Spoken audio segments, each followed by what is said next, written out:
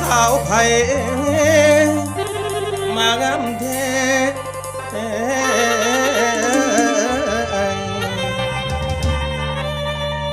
มารันนะน้ำอายบ่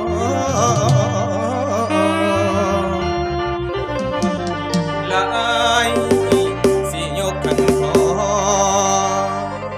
แต่งเอานวลน้องละแล้วพาน้องมาอยู่นะแล้วไอ้สิพา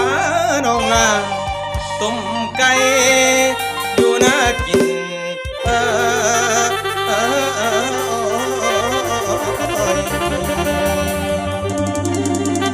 แล้วทิ้งสวนลงมอยอยู่ที่นอนนะ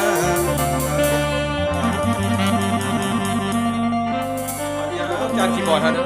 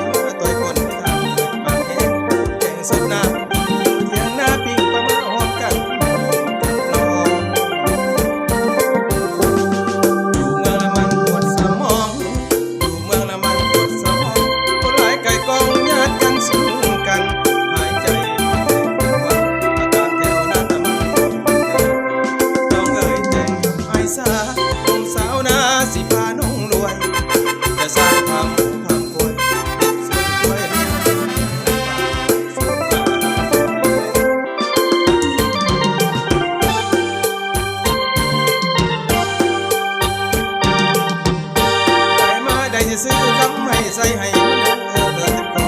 นเดียวจึงอยากเกี่ยวคนเราเป็นเมียเสียค่าดอกแพงน้ำเคยยากตาหวานเอ่ยอายเป็นคนเฮียนเก่งเห็ดหน้าสวนเป็นเก่งแท้กับคนคนโตเก่งตัวดอกและความหักความแทงเก่งใจมีอาทุกแรงเศร้ายำกินข้าวสิพากินต้มไก่มักก็ได้สิต้มน้ำนมไปกินอิ่มแล้วเขาคอยนมกันอิ่มแล้วเขาดอกอยู่ในเทียนน้ำใจเด่นออกอุ่นใจเด่น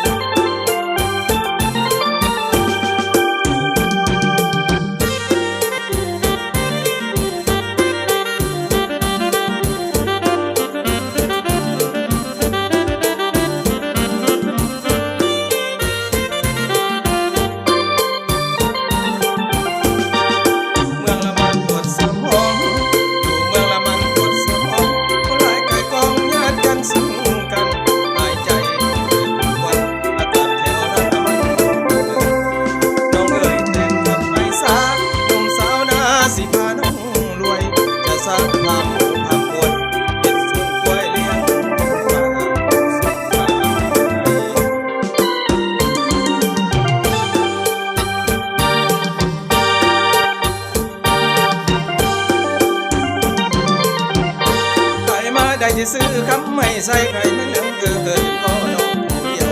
จึงอยากเกี่ยวเนื้อ เสียกระดองแพงแพงนะบอกเป็นยางตาหวานเอ้ยอายเป็นคนเรียนเก่งเด็ดหน้าสวนจริงๆแท้ๆแท้ๆแล้วคุณต่อเก่งก็ดอแล้วความหักความแพงเก่งมันเอาใจมีอาทุกแรงเศร้าย้ำกินข้าวสิพากิน